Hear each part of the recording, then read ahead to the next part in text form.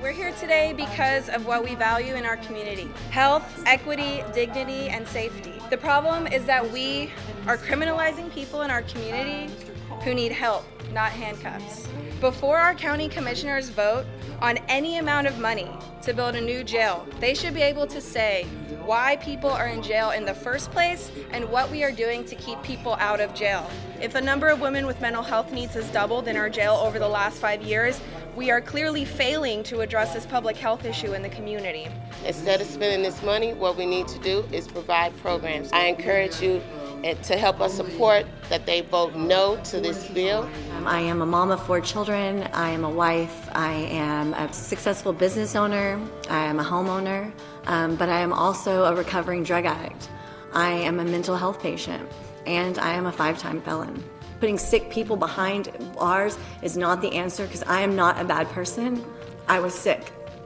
And I hope that you guys make a decision that doesn't just lock people away, but that opens up more treatment centers, more beds in treatment centers, and accessible mental health services. I think of all of the times that I have spent time in Del Valle Correctional Facility, and I can't think of one single time where there wouldn't have been a different option that would have served me and our community better for the things that I was there for. We are all here today to ask that you consider not to spend $97 million for a new women's jail, but to commit to a plan to significantly reduce the jail population, especially those with mental health, substance disorders, and most importantly, Black people, who are prosecuted more severely and detained in your jails longer than most.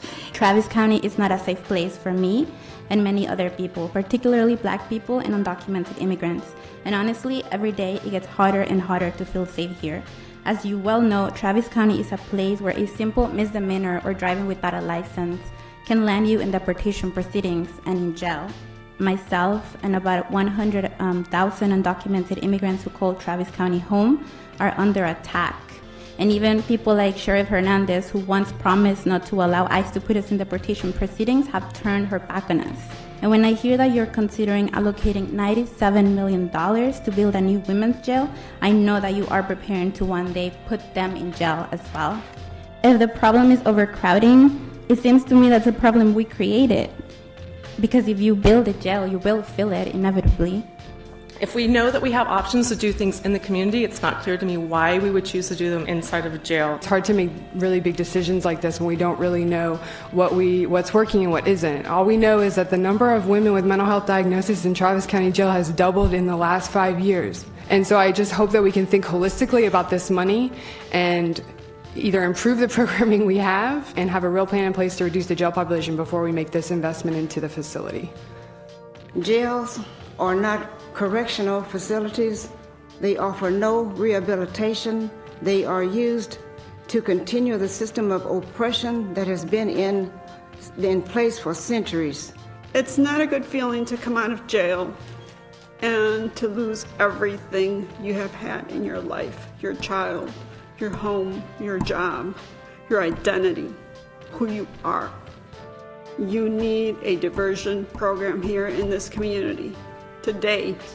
I would like to help prevent future generations that are dealing with this scrutiny, that are around my age range or even, my skin color. So I do vote against building a new jail.